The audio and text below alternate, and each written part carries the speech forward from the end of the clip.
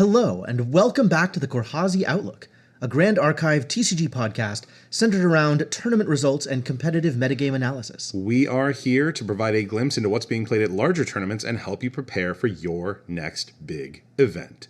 This is episode 26. I am Ken, also known as Chromatic. With me, as always, is Aubrey, also known as Jim, the Eternal. What's up? And today we are talking about...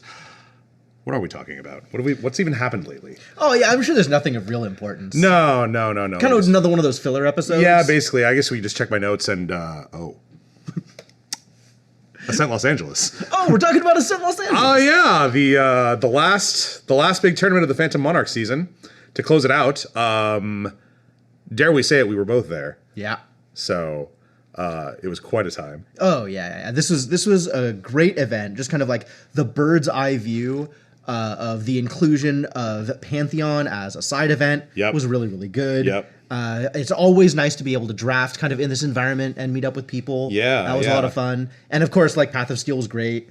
No scrubbed out this time, which I think is a big change from how they usually do Ascents. Yeah, the Pantheon release was kind of the big second day star of the show. Yeah, they definitely wanted to put the focus on Pantheon, and I think it succeeded wildly. Yeah. Without going into too much detail, because obviously we are a meta-focused podcast first and foremost, but we did very much enjoy Pantheon. Yeah. And we'll tell you all about it at the end. But definitely here to talk about Standard primarily. Yeah. So Jim, you were playing in this event. I was playing in this event, so I guess we can move on to the what have we been up to? Yes, which is of course Ascent Los Angeles. Yes, of course. So I unfortunately was not able to get quite enough practice time going into the event as I might have wanted. But I took Fractals as kind of my comfort pick, and it turns out that Fractals is good again. So that's great. Yeah. That's wonderful. I saw you were on a tear at Store Champs locally with it, so it seemed like it was a good choice. Fractals definitely served me well in the local region. Yep. My run at Ascent Los Angeles is so funny. I go 2-0 against notable people, like named people, right? Yes. And then go lose, draw, lose. Ooh. Putting me out of contention by round 6. Right. And at this point, I'm like, okay, well, I'll keep playing. I want the EP. Right. I want the potential ELO gain. Right. So I'm still in it. Of course. And I go win out from there, giving me a 5-3-1 record. Hey. And I think I am like 7th below the cutoff. Yeah. I like maybe 5 or 6 people had better breakers than me. Hey, that's a good run. It is a great run. It is the best run I have ever had at an Ascent so far. So that's great. Yeah. And shot me from silver all the way to plat. So I feel pretty good about how that went. Congratulations. I, on the other hand, was not in the event because I was helping judge the main event. So this is the first time I've judged at Ascent, and boy howdy, it was a lot. There was a lot going on, and it was definitely a big learning experience. But I got some pretty good feedback. I overall had a pretty good time, and I'm honestly kind of looking forward to doing it again. Very cool. Yeah. Yeah, I personally have spent a little bit of time judging for Magic the Gathering. So I have kind of that experience under my belt. And I know that at the highest level, for me at least, the stress was like a little too high in terms of what I was looking for. Judging at even just a Grand Prix, not even a Pro Tour or anything like that. Yeah. It definitely gets a little bit stressful just when sort of those more intense rulings float your way. But, I got some good experience with understanding how to handle those, and just seeing how a lot of other folks handled those was very useful, very educational. Sure. So very intense day 1. Day 2, they sent me over to judge the side events, aka the Pantheon squad. And, and that gets a lot, I think, more not more interesting, but a lot easier, right? It was a lot more chaotic, I think, but certainly a lot of fun. Yeah, it was honestly a good time both days in different ways. So excellent. Big shout out to the folks who basically made staffing and judging just a big blast.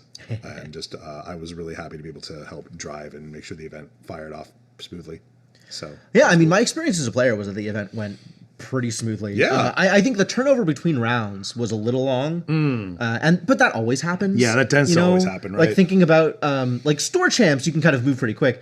Even at a regional, it's like, okay, you are definitely going to time every round. And that is time and overtime and the overtime. Yeah. So, it's like an hour 10. At the Ascent level, it ended up being like an hour 20, an hour 25, probably most of the time. Yeah. There was definitely a lot to basically consolidate and figure out at the end of every round. So, big shout outs to the folks in scorekeeping. Yeah, and some of the rounds went even longer than that, but like I don't think that's necessarily on the organizational fault. Yeah, absolutely. Sometimes interesting things happen in games. Yeah, and you for just sure. have to take them as they go. So anyway, enough about logistics. Yeah, let's talk about the event itself. Yeah. So overall, 371 players at Ascent Los Angeles. It's a big number. Massive event, the biggest NA event we've had so far. Yeah. That's really cool. Really well, I guess see that. the biggest NA event, not counting Worlds. Right. LA. Worlds is kind of its own. Yeah. The largest Ascent, I want to say.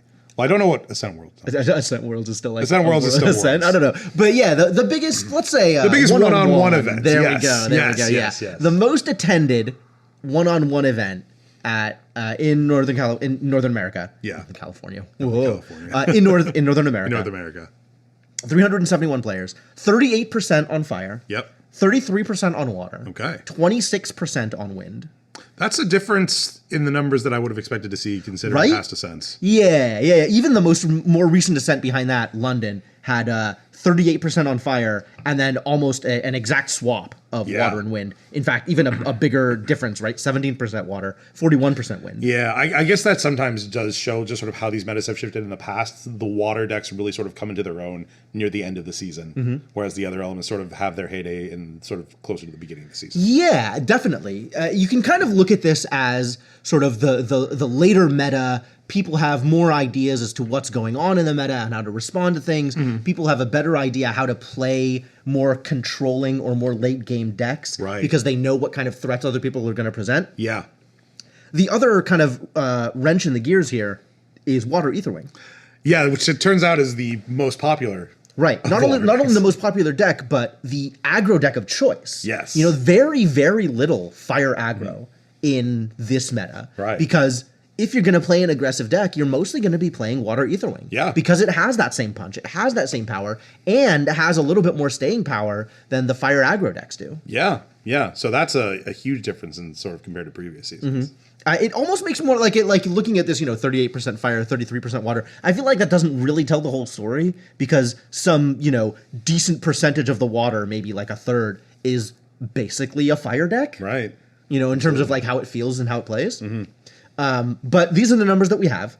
And that means that wind lost a lot of its percentage. Yeah, I would have honestly expected to see more representation from, say, like Seiryu and Tristan for the most part. Yeah, I think people are still talking about Seiryu as if it's the boogeyman of the format. Yeah. And it's doing well. Yeah. But it's definitely not as represented as it was at London. I definitely think there were some podcasts and some content creators talking about how like Wind Shadowstrike Tristan was supposed to be this like great gatekeeper of the big bads like Seiryu and Aetherwing Diana. And we just didn't see a lot of them, I feel, compared to the decks that they were expected to check. Yeah, I think so. Tristan is in an interesting place in the meta. Yeah. Because it's one of those decks, like this is, the thing that we constantly harp on it, right? Yes. The very high skill ceiling for Tristan. Yes. The better you are with a deck, the more it rewards you. But you really need to have those reps. You really need to have that practice. You need to have that skill level with the deck in order for it to perform.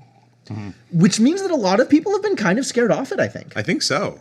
So you get some people on Tristan, but you definitely don't get a lot of people on Tristan. Right. The dedicated few are the ones that you see on Tristan. Yeah, absolutely. I mean, if we look at the numbers for this event, I guess let's start looking at the numbers, right? Overall, we had 45 decks on Water Aetherwing, the most represented deck. That's like over 10%. It is over 10%, which, interesting. If we go back a couple of events, we have decks that the most represented deck is like 30% of the field. Or Yeah, 25% definitely. of the field. I remember that. And now the most represented deck is 12% of the field. And people still talking about it like it's the big boogeyman. Right, absolutely.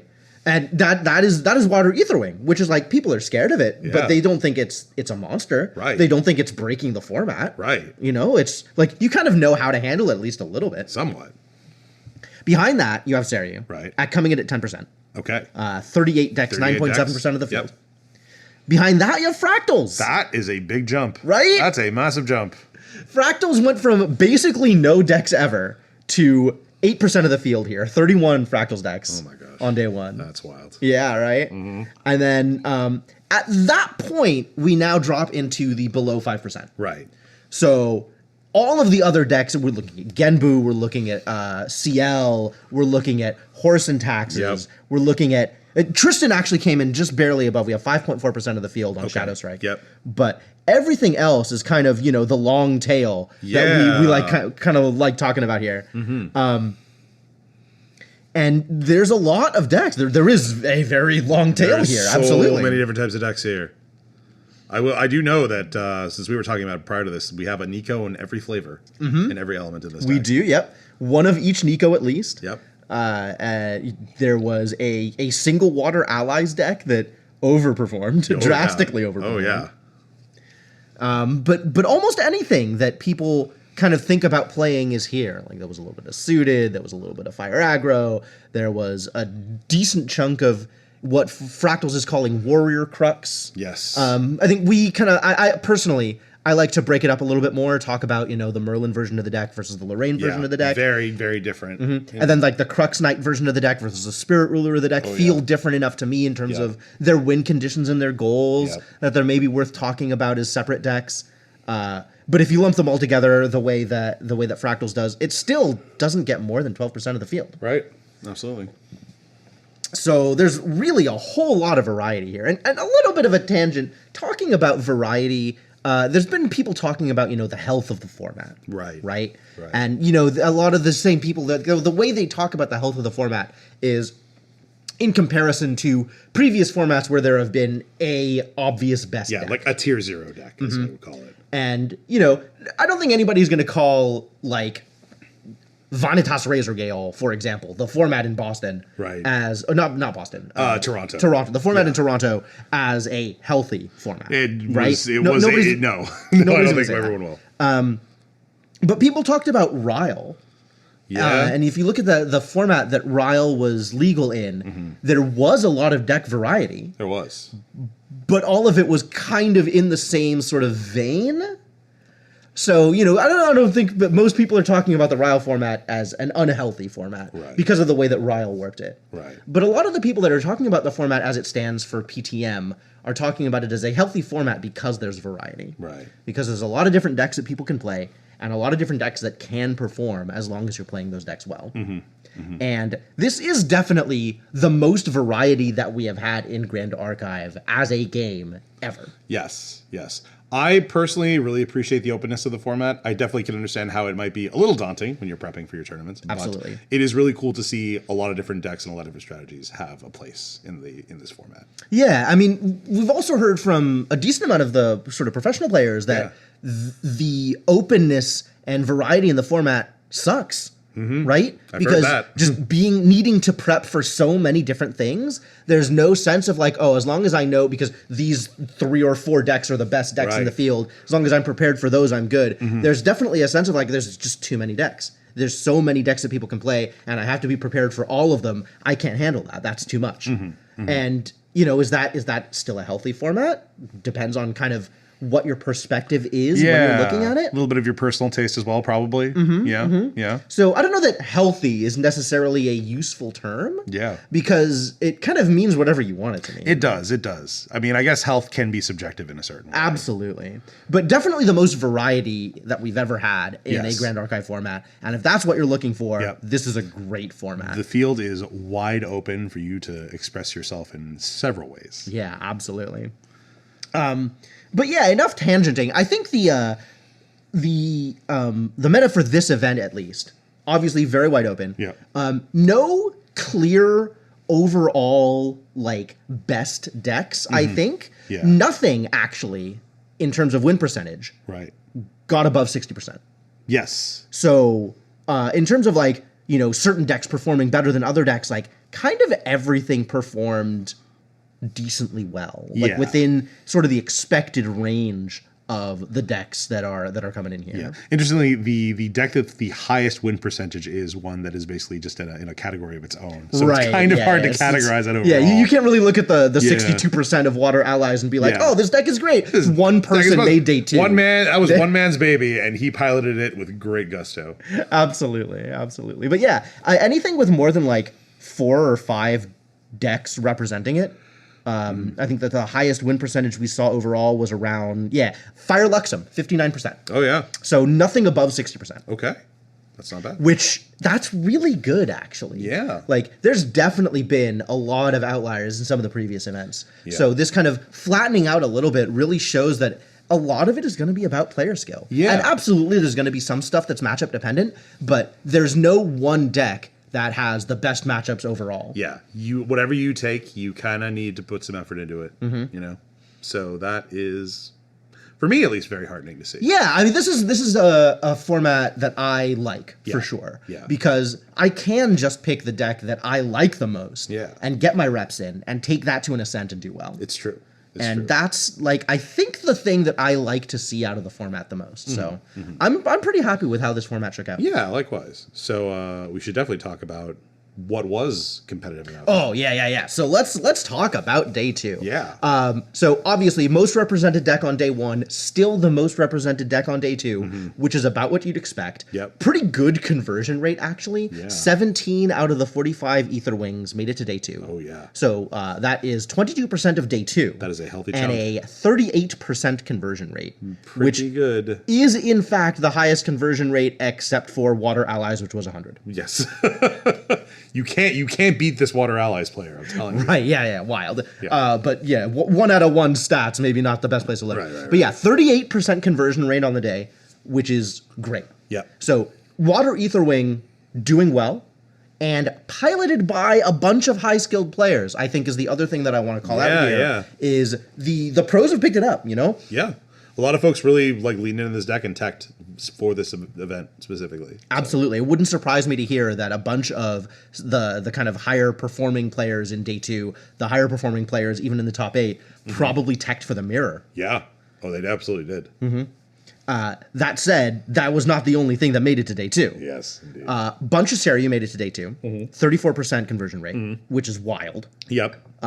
The other kind of really high conversion rates that I want to call out here, Fractals at 35% conversion rate. Quite high. Wake Up actually converted pretty well relative to the small amount of decks that made it in the field. Yeah. Wake Up is still a good strategy, even if it's fallen off in popularity. Yeah, 2 decks out of 6 total. So like, grain of salt on those sats. Yeah. But that is 33%. So that's a third of the whole field. Horse and Tax is also converted better than I would have expected Oh, yeah. it to. I mean, I feel like a lot of folks still struggle to counter this deck. It's interesting. I think Horse and Taxes is a day 1 champion. Yeah, Right? absolutely. Like, Horse and Taxes will probably get you to day 2 Yep. and will never get you to top 8. Oh man, yeah, it's a tough one. Once they catch on to what you're doing, it's But yeah, the 3 out of the 10 Horse and Taxes decks made it to day 2. So 30% conversion rate. Yep. Pretty good. yep. And then everything else is kind of around sort of the normal conversion rates that you'd expect, maybe a little high, maybe a little low. Overall conversion rate for this event was 19.9%. Oh, yeah. So we have a couple of 21s, 22s, did a little bit better. We have a Yeah. couple of 18s, 16s, didn't do it quite as well. But yeah, the big names for day 2, Water, Etherwing, Seria, and Fractals. Yep. Man, still losing over those Fractals numbers. Oh, right? I mean, past that, we definitely had, other things. We had 4 Genbu decks make it. Yeah. We had 4 Ablation decks make it. We had 3 Vanitas decks make it.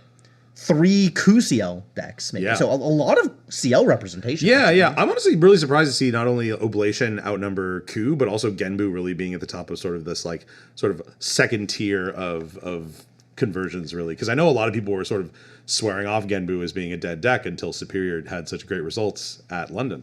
Yeah, I think that, people are kind of looking at Genbu as sort of a deck that's a little bit played out. Yeah. Like, you kind of know what tricks it has, and it didn't really get that much better as a result of the new cards in Distorted Reflections or Phantom Monarchs. Right. So it's kind of, like a bit of a legacy deck. But it's definitely powerful, and if you want to play Control, there's really no better way to do it. Yeah. 3 Shadow Strike decks also, right? Which is Tristan. It's always going to be there. Tristan's great. There are some. So I do want to now call out the Warrior Crux thing. So we do have 2 Ascension Merlins. Yep. We had several Merlins without Prismatic Edge at all. Yeah. So no Spirit Blade Ascension, which we're kind of just calling Fire Merlin. So we had 2 of those. Yep. We also had some Ascension Lorraine. Yep. As well as a Spirit Ruler. So Val Lorraine. Yep. And collectively, this makes 6 Warrior Crux decks. Yes. Which is pretty good. Kind of divide it but Still less than the Fractal players. Still less than the Fractal players. Collectively. And much less than we've been seeing at previous events. Yes. Kind of fallen off. So even with the fire representation on day one being roughly the same as previous events, Right. and even the fire representation on day two roughly the same as in London, it's much more spread out. Yeah. There's not nearly as much focus on Lorraine and Merlin, and there is a lot more kind of, there's some CL in there, there's some Vanitas in there, there's just a lot of different places that these decks are going. Absolutely. Which I think, cool. Yeah, Variety. Very That's exciting. cool. Very neat. And then, of course, there's like a million one-ofs that we're looking at. There are a right? lot of one-offs. We can't go necessarily into all of them because that would take a while. But we'll call it a few of them. Well, okay, yeah. I think some of these decks are pretty neat, so we might end up taking a look at them. Yeah. But we should talk about how the archetypes sort of shifted out here. Yeah, let's talk about the archetype category breakdown. All How right. are we looking here? So this is kind of the same weird winged bell curve that we've seen in previous events. And a big part of that is Diana being the sort of aggressive deck of choice. Yes. And also being one of the better decks in the field. Yeah. Right? Absolutely. So we have 29% on aggro. That's Which, high. Yeah. Including Diana, including a Fire Aggro Lorraine, including Horse and Taxes, which I'm counting as an aggro deck here. It's definitely an aggro deck. We had 37% on mid-range, Yep. which is most of the random level 3 decks, kind of mid-rangey. Yep. All of the Ascension Crux decks, all of the Warrior Crux decks are going to be firmly in this mid-range category.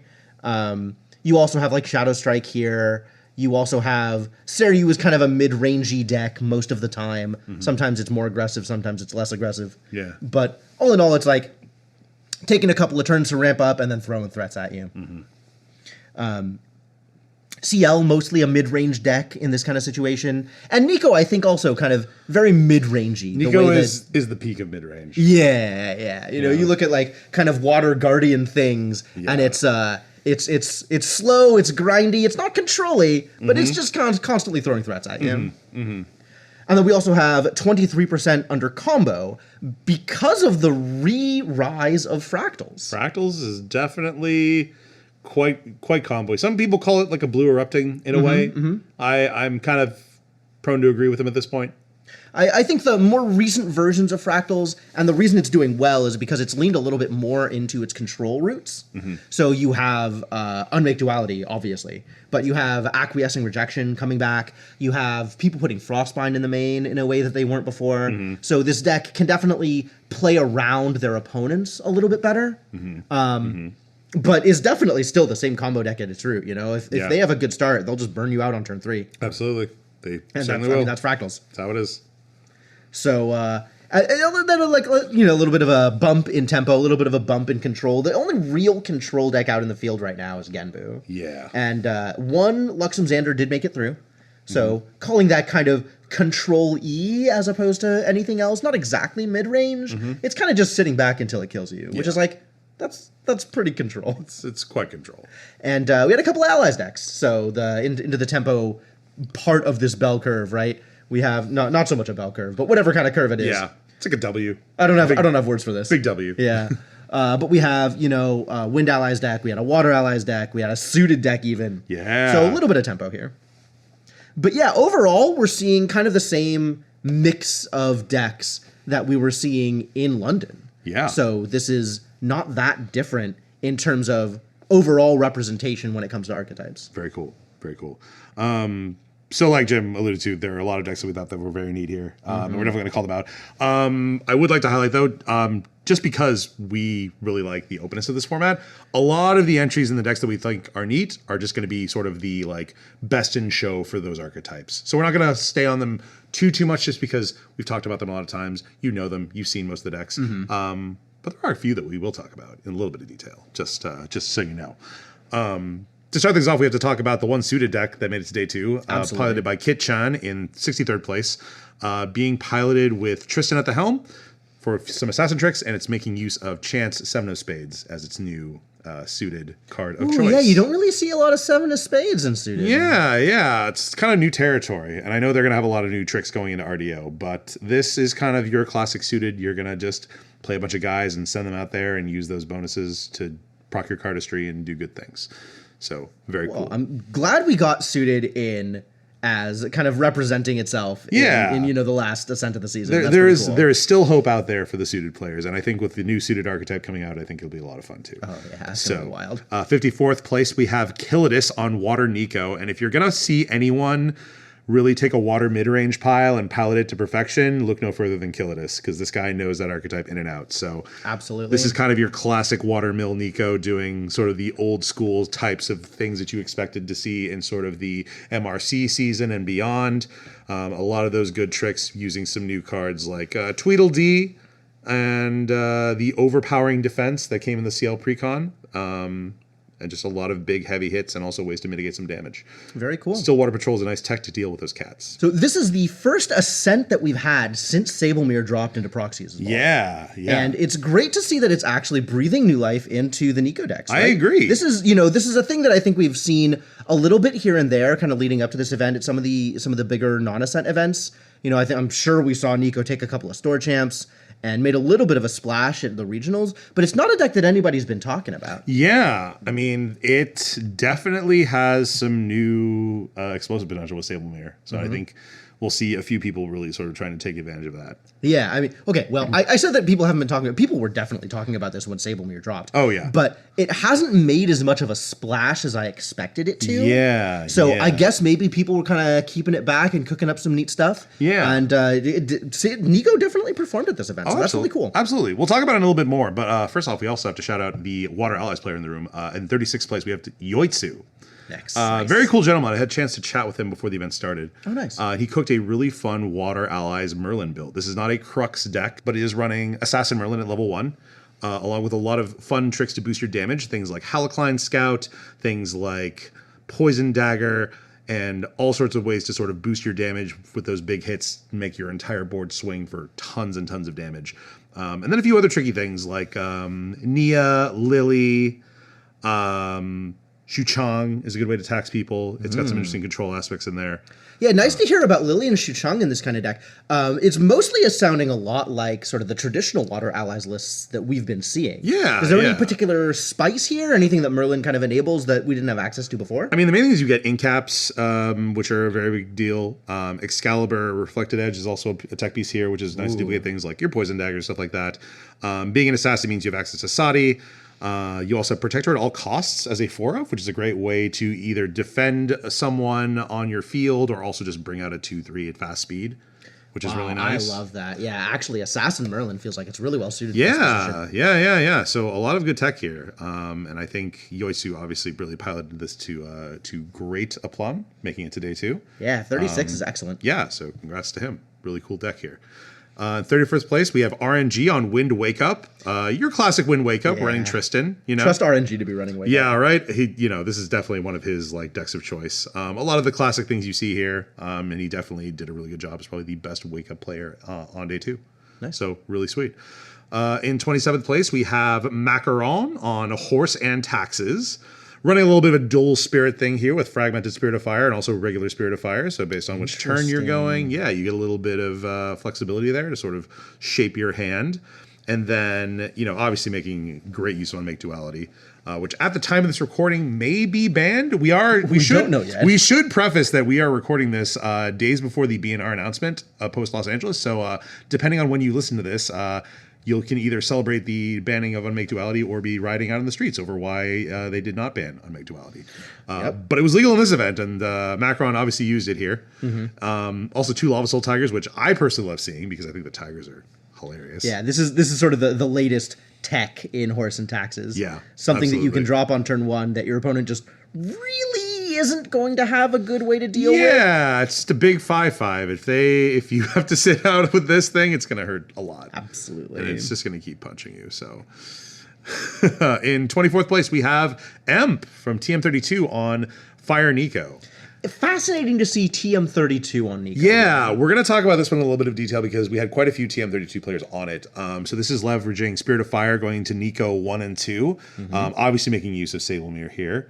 But in addition to being able to build a lot of influence with stuff like Unmake Duality and obviously your big plussers like Creative Shock and stuff like that, you can also use Fire's card cycling ability with Creative Shock and Hasty Messenger to throw things into your graveyard with a lot of ease. Things like Languid Toad Troll, so you can follow up with a Carpsong Coda, or a bunch of Floating Memories, so you can follow up with a Ravishing Finale. And interestingly enough, this deck is also running 4 copies of Intensified Pyre. So once you throw a bunch of stuff into your opponent's graveyard, you can easily kindle out big damage Intensified Pyres to finish them off. Oh, I love that. Yeah. Yeah, this deck feels very kind of Guardian coded to me, actually. It is. It's very Guardian coded. It feels like there's a lot of similarity between this deck and what I would expect from kind of just a general mid-rangey Guardian or like a tempo-y Guardian kind of allies-y decks. Yeah, like especially with 3 of Hearts there to be a little bit of extra damage. So this feels like very in line with what I tended to see out of the old Tamer Nico. Yeah, absolutely. Just being able to get that damage early and finish them off with a big Ravaging Finale, or in this case, a big Carpsong Coda. Yeah, totally. Now, I will mention that the deck in question here is running about 60+% water. So I think that this deck is definitely prone to bricking a little bit, which is basically probably why this deck didn't place a lot higher than it did. But still, 24th place is a pretty good finish, I would say. So huge props to Emp and all the TM32 guys who really did very well in piloting this deck for the first time. Also got a shout out Joe Faccio, who I believe is one of the guys who is in charge of bringing the deck to life. So... Yeah, I know you like to talk about Joe Faccia. Hey, Joe Faccia's a cool dude. Yeah, he is. Yeah. I actually ran into him during the event. Yeah, so that was really interesting. Oh yeah, I saw you guys match up against each other. Yeah, that was my round 1 was against Joe Faccia. Oh yeah, starting off strong. Right? Yeah. So he kind of showed off this deck, and I did talk to him a bit about kind of its strengths and weaknesses, and kind of like you were saying, he's like, oh yeah, it's pretty bricky. Yeah. Because I felt like I had at least one game where he didn't put up much of a fight. Yeah. And talking to him afterwards, just like, yeah, it does that sometimes. Yeah. So big shout outs to Emp and everyone at the TM32 crew, and also Joe Faccia, because I think this is a really cool deck. And I really am looking forward to see where it goes in the future. In 22nd place, we have Hyoka on Windrai. It's honestly surprising to me that this is not Norm Rye, right? With the amount of first off Rye that Hyoka's been playing lately, and then the amount of press that Spirit of Purity has been getting. It's true. It's fascinating to see Hyoka come here with Wind Rye instead of Purity Rye. I think Hyoka, I understand where Hyoka's coming from. I think that the Wind version of the deck is a little bit more stable. And has more of a split focus in terms of damage that I can leverage. Whereas kind of Normrai, I think, is more of like a bit of more of a gimmick, kind of a one-trick kind of thing. Have not played Normrai at the time of this, though, so any of you Normrai enjoyers, please correct me if I'm wrong. In any case, I think there's not too much here that's different from his arcane builds of the past in Wind. I think there might be a few minor swaps in here. I think the displace is kind of a cheeky thing. And the Vanish from Sights are definitely there for protection. Makes a lot of sense. But otherwise, it's Rye. Right. I love Rye. I will say that Hyoka definitely puts a lot more emphasis on Power Overwhelming compared to some other builds that I've seen and tried involving a bit more focus on Erratic Bolt. So using Power Overwhelming to get that big burst of arcane levels so you can finish them off in one go is very, very spicy. Yeah. So I really hope Hyoka keeps cooking next season, because boy, there's a lot to talk about there. Yeah, we're gonna have to subscribe to Hyoka's podcast. Yes. I have his channel in my shortcuts. Fantastic. So Hyoka, if you're watching, I'm looking forward to seeing you cook. Anyway, in 21st place, we have Glenny Boy, the OG World Champion himself, on Fire Merlin. Who could have expected this kind of events? I never saw this coming. But yeah, he's doing great things here. No Ascensions, like you alluded to. It's just all in on Ghosts and Incarnate, Fireballs, some Sudden Steals, just big smashes. And then some respect to the Aetherwing players in the form of Verucan Acolytes. Yeah, I think this is really interesting because a lot of players kind of came to the same conclusion as Glenny Boy. Yes. Of Ascension is not worth running. Gonna put in more support for the Cheshire Cat. Yep. So more of those Distortion Swords. And more of the Deer to have that late game defense. Yep. And just run without the extra burn that Prismatic Edge affords. I think part of this is because of the introduction of Flared Iridescence. You have cards in the deck that, assuming that you're including Prismatic Edge solely for the 3 damage that you're expecting to get from a fire card in your own memory, Flared Iridescence as one card is much better value. Yeah. Very so powerful. I think the deck retains a lot of the sort of spell damage punch that it had, even without Prismatic Edge and Spiritblade Ascension. Yeah. But so many of these players came to the same conclusion. I have to wonder, like, is there something I missed? Is there a memo I missed? Did somebody publish this deck and be like, actually, the best way to play Merlin is... I honestly think that there are a lot of other decks that just caught my eye before I got the chance to try this out. And honestly, if I had the chance, I'd probably know more how to answer that question. But I will say, this card does a lot of damage. For sure. Also, Nimue is a tech card that we may have referred to in the previous podcast briefly, but this is great along with Reprogram and a few other actions to just really wreck the Shenji players.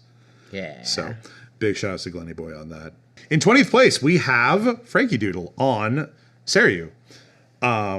One of our own local hometown heroes. Yeah, this is not the top performing Seiryu in day 2. Yes. But this is the top performing Frankie Doodle. Yes, exactly. We did promise them that if he day 2'd that we would absolutely highlight him on the podcast, and we are men of our word. Yeah. So he's been rocking this Influence Seiryu ever since the debut at London. He's been piloting to great aplomb, and obviously it did pretty well here. Hell yeah. Yes. So good job, Frankie. Good job, Frankie. Proud of you. Similarly, in one of our local heroes at 13th place, we have Tycoon, who is actually the top Tristan player at this event. Good job. So, Tycoon honestly has been playing this deck for quite some time, and it really shows here with his performance. Have we seen any evolutions in Tristan with Phantom Monarchs, with kind of the shifting of the meta? Has anything big changed in this deck? I mean, I think you kind of see lots of ebbs and flows with this deck with every new iteration. I know we saw Mike 0615, who was also at this event on a different deck this time, but we saw him at Manila sort of do this more like interesting like influence building stuff with like Shadow Dancer and Shadow Reaver, being able to use that in conjunction with stuff like Innovative Agility to just draw like tons and tons of cards while also keeping himself safe. So it's kind of more of a defensive build, also including stuff like Abnegation. No Abnegations in this build. This is sort of a lean 60 card deck running a few defensive pieces like Crystallized Destiny. You got your full thing of Incaps, your Calming Breezes, your Veiling Breezes, your Ensnaring Fumes, your Innovative Agility. So lots of really good defensive tricks, but it's not going to stall too much, obviously. It at some point has to close out the game, and it's going to make use of, the classic complement of Slice and Dice and Shadow Strike to really do that. So, has some cheeky stuff on the board. You always do. Oh, as you do, So, but hey, Tycoon, good job, man. Excellent job. So now, before we go into the top cut proper, we do need to call out a few folks that actually made it just on the bubble, but didn't quite get in the top cut just due to their breakers. Yeah, so this is 4 players actually at 10-3-0 or an equivalent. There was a 9-1-3 as well. Yeah. So all of these players had a performance good enough to make it to top 8, but because of the way that tiebreakers worked out, didn't quite make it. Yep. And the first one would be 12th place. We have Caben on Fractals, the top placing Fractal player in this event. Yep. He told everyone on the podcast of his that he was going to play Fractals, and play Fractals he did, and he definitely won out on day 2 pretty hard. So you can hear more about his experience on their podcast. So big shout outs to him. In 11th place, we have Bartleby on Fire Luxem Xander, the one top Fire Luxem Xander player in this event. And if you've seen this deck, you generally know what to expect, honestly. It's quite potent still. So in 10th place, we have Liftrasil. Yep. Liftrasil piloting the good old Influence Dragon, as they call it, the London Seiryu. Still drawn tons and tons of cards, and just absolutely staying alive for as long as possible. Any interesting differences between what he's brought today and what he brought on London? I need to double check if this is new, but there is a Blinding Lapse in here, which is a great way to punish all of those other fellow Influence builders. Otherwise, you've seen this deck. Oh, yeah. It's terrifying. So big congrats to Liftrasil for getting it this far. And then in 9th place, we have, of course, Superior on Water Genbu. It's the other Guoja deck. The other Guoja deck, which if you know all about this deck, you've probably seen it, you've learned to fear it. It's good old Genbu. Yeah, not a whole lot of changes, I think, between the Genbu of today and the Genbu of, I'm not sure that I can say yesteryear, but... Yeah. I mean, the Genbu that you know and love and love to fear. Yeah, absolutely. It's Genbu. But yeah, those will cover everything that we thought was neat and noteworthy in the day 2, right below the top cut. And now we can talk to you about the top cut. First thing we should probably mention briefly, the elephant in the room. Yes. There was a DQ in the top 8, and this is... I kind of want to focus on meta stuff. Yeah, I don't really want to focus on gossip. We're not gonna go too much detail about what happened. If you guys are curious about what happened, there are plenty of other places where you can look it up and find out. So we're just going to talk about the top 7, as it were. We're just going to acknowledge that a DQ happened. Yep. And talk about the rest of the decks. Exactly. So 7th place, we have Modest Mewtwo on Water Aetherwing Diana. Good old Water Aetherwing doing all sorts of stuff. This is a deck that's going to push that damage so hard, and you got to do something, or else you will explode. Some notable things that we have to talk about in here. We have a Diana Haunt Reminiscence. This is a good old distortion card. It's a 2/4 with ranged 3+X, which is X is the 3 times the amount of curse cards in your Champion's Lineage, which in this deck is going to be 0 all the time. So it's effectively a 5/4 if you give it distance. And 5/4 for 3, pretty good. Pretty good. Yeah, I mean, other than that, there's not a whole lot of changes from sort of the Carp Song Diana as it's been popularized. Yeah. We are seeing 2-take aims, which is, I know, more of a recent addition to the deck, but not something that's completely new. Yeah, we do have an interesting tech card in the form of Etheric Reforging, which is great for graveyard control. This is also a nice tech card against fellow mirrors. Just getting rid of Toad Trolls and Weaving Mana Strain is really nice. Also, other decks that care about floating memory, or maybe even fire cards in yard if it gets to that point. Xiao Dun is in the sideboard because you got all these swords that you're using. You might as well make use of a good beefy ally to go along with it. Yeah, 3 reserve 2/4 sounds pretty good, actually. Yeah, I think that's pretty solid. So shout out to Modest Mewtwo, giving this a new spin. Some very cool stuff here. In 6th place, we have Quarax on Seryu, the Influence Dragon, as it were. Definitely been taking some notes from the TM32 guys here. No Blinding Lapse in this version of the deck, unlike Lifter Soul's version, but there's a lot of tech pieces here at 1 of that you can sort of use to, glimpse for various things. Stuff like Innervate Agility, you have a Mustang that you can make use of, and then a few 1-ofs in the sideboard that you can also grab in case you need them based on the situation. So this is obviously a very taxing deck to pilot. Absolutely. So I definitely think that he definitely piloted to the best of his abilities, and did a pretty great job with it as well. So yeah, absolutely. And his presence in the top 8, I think, really shows how much fortitude he has. Absolutely. Especially, he's traveling from basically the other side of the world. Right. Really, really intense. So shout outs to him. In 5th place, we have Noelle, also on Water Aetherwing Diana, and this is card for card the same deck as Modest Mewtwo. So a lot of that same tech pieces, a lot of those surprisingly beefy allies in there if you need them. Yeah, it's really interesting the way that this deck pushes damage. So in addition to all of the tricks that Water Aetherwing has been doing up until now, the addition of Diana, the addition of Xiao Dun kind of lets them go a little bit wider and have a little bit more of consistent damage instead of burst damage, which really does change the damage profile of the deck. If you're not prepared to deal with those allies, they can push a lot of damage in, even if you are otherwise prepared to deal with use Song of Frost to deal with the Aetherwing attack, or use Topsy or Coronation Ceremony or whatever to deal with the Carp Song Codas. Now you also have these extra allies to deal with. So this is, I think, a really neat change to the deck in terms of making it a bigger threat against the decks that are already teching against it. Yeah, absolutely. So congrats to Noelle as well. Very strong player.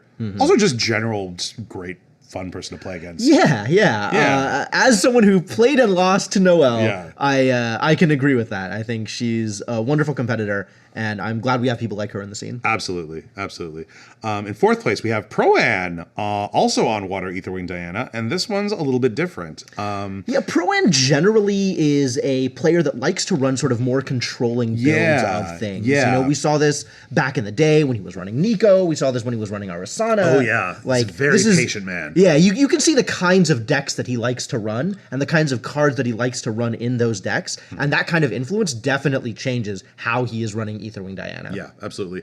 Now, I understand that we have Raylim to credit for this specific build. So I think they apparently have a lot of ideas in common. But the main thing to call out here is the interaction package. We have 2 copies of Frostbind, we have 2 copies of Frozen Dismissal, and we have 2 copies of Cerulean Decree, which is not a card you typically see in these Diana decks. Yeah, absolutely. Yeah, but this is a very good place to sort of control the flow of the game, and it seems like it did a great job here for him. Right? Yeah, just an incredible performance. Getting all the way up to 4th place is really nothing to scoff at. Yeah, absolutely. The sideboard is obviously very deadly as well. We have even more Cerulean Decrees, some Drowns in Ether, Snow White. I always love seeing Snow White in any of these decks. It's such a mean call out. It is, but I love it so much. Overlapping Visages is a way to deal with those Shenju if you really have to. Yep. Disenchant, because, fractals. But it's true. There are some fractals. There are some fractals out there. But yeah, sweet build. Credit to Pro-N and to Raylim and to everyone else who helped him practice for this event. Huge. In 3rd place, we have T-Lux, who I believe is from main deck. And the way I know that is because this is a Seiryu deck running 4 Shimmercloak Assassins, which is a big trademark of, I believe, main deck Braden, second to all. Big shout out to that guy. Really, really cool, fun guy to play with. Also very interesting deck builder. Very ingenious ideas there. But yeah, you've got a lot more of the turbo emphasis here. Yeah, no unmake dualities to be seen. Yep. Not nearly as many norm cards, not a lot of control cards, not a lot of support cards. What is in this deck is go wide and go fast. Yes, absolutely. Now, there are some interesting quirks here. 1 Serious command only, which is kind of a shocker. Still running the full complement of Byako's commands and Harness Lightnings. And also a Heavenly Fate Stone, which is just a blow stuff up card. Yeah, it's neat to see Fate Stone of Heaven here as opposed to Excalibur. Yeah. But absolutely a fantastic include. Yeah, seems like it worked out. So yeah, a little bit different than your classic Seiryu and also your Influence Seiryu, but still, it was a build that worked. Yeah, got very in 3rd powerful. place. So congrats to T-Lux. Yeah, good job, that man. In 2nd place, we have Ivan Cleric, your resident Luxem cosplayer on Win Seiryu. And this is just a turbo Seiryu. Yep. Like, I honestly can see that this is something more akin to like something that Raylan would build.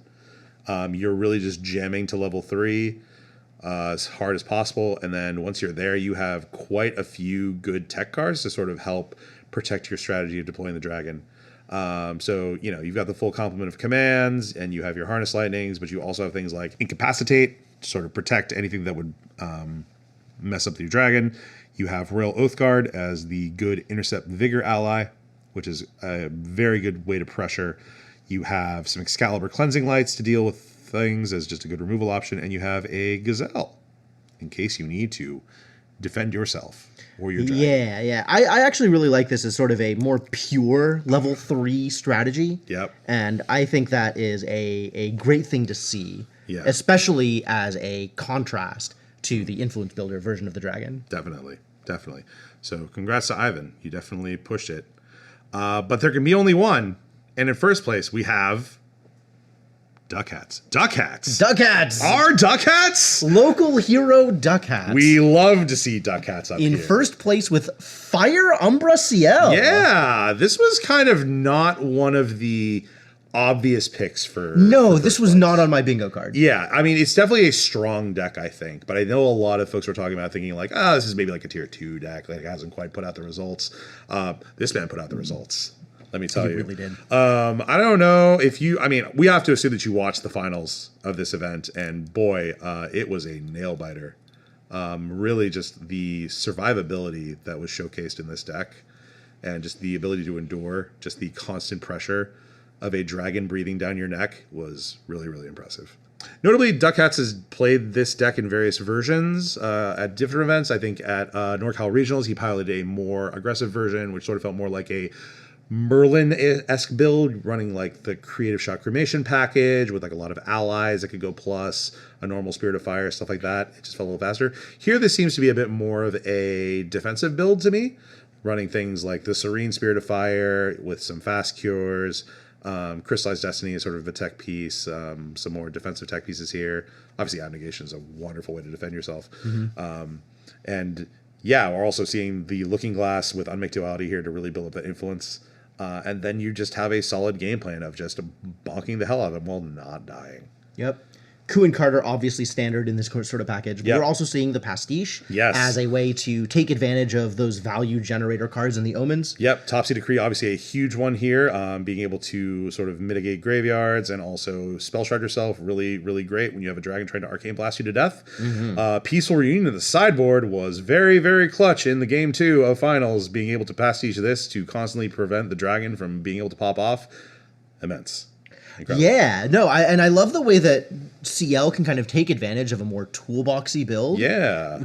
Especially with Grim Pastiche there to reuse your silver bullets over and over and over.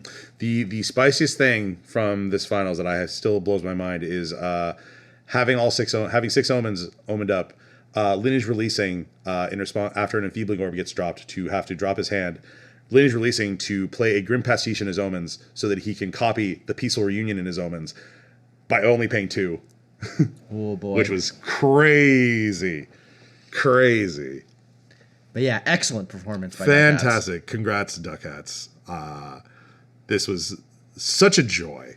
Such a joy to see. And huge, huge congrats.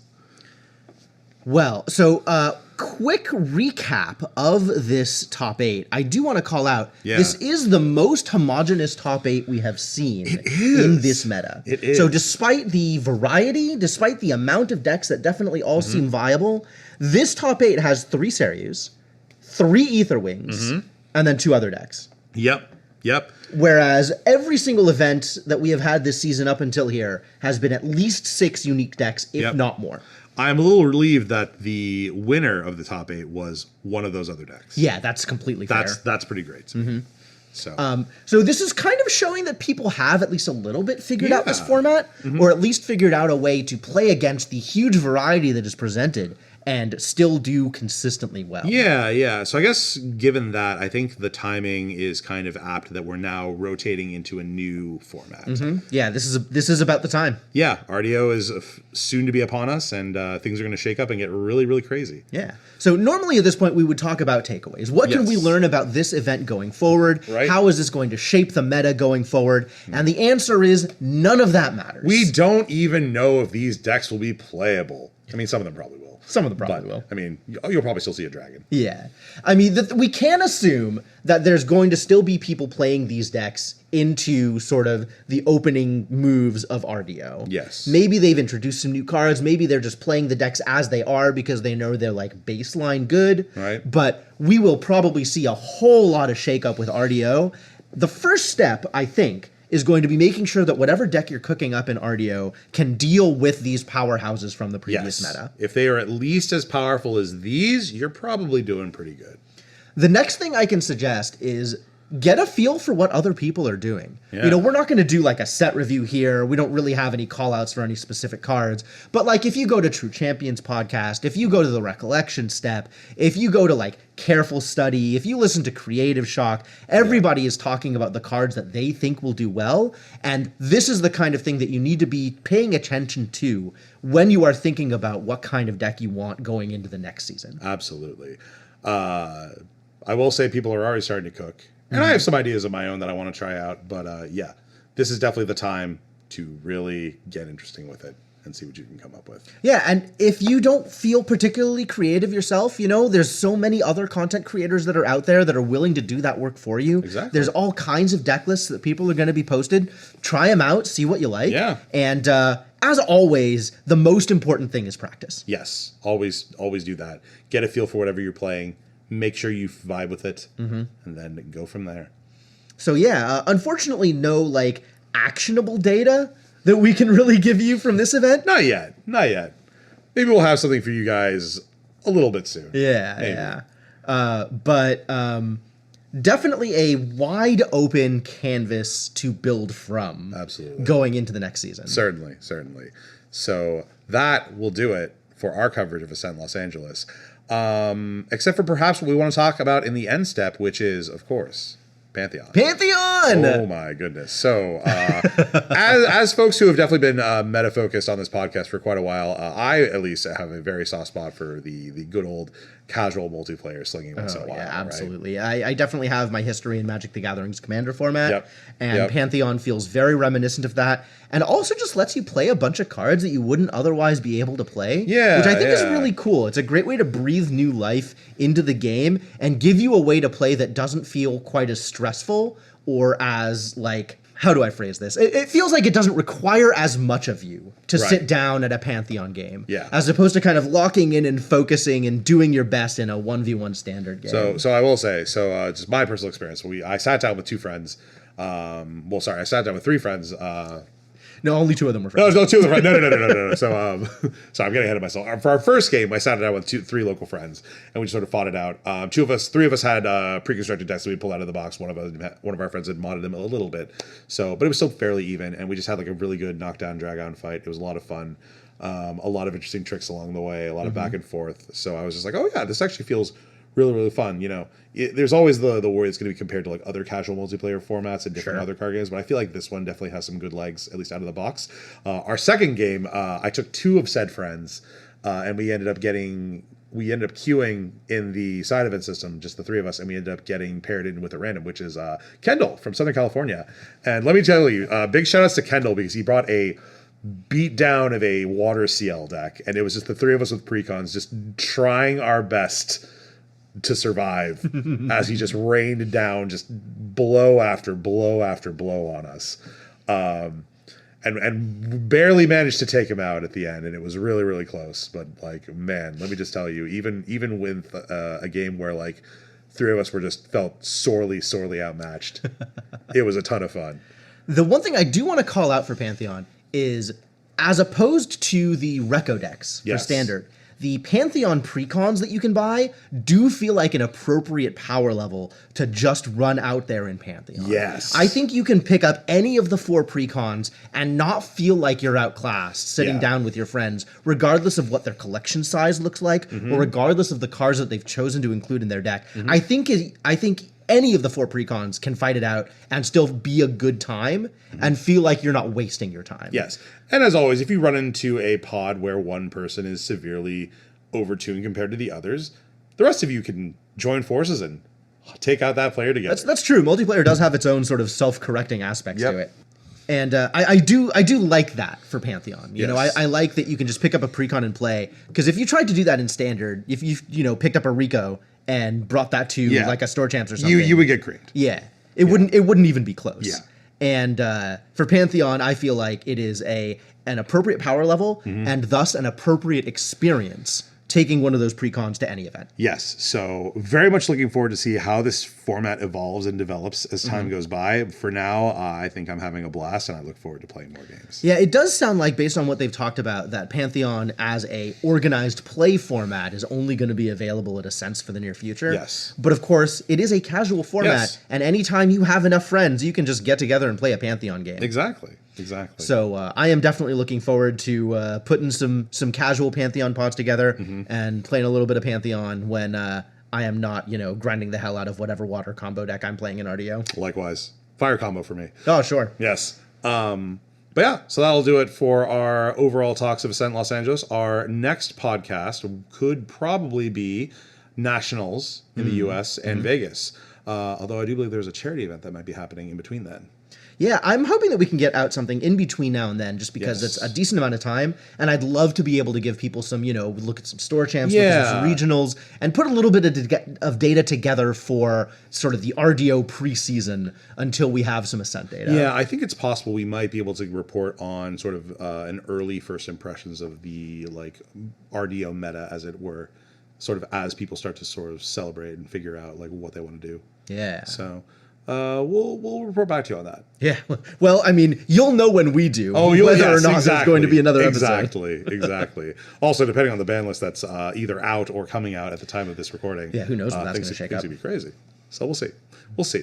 So a lot to look forward to, I'd say. So thank you, as always, for listening to the Corhazi Outlook.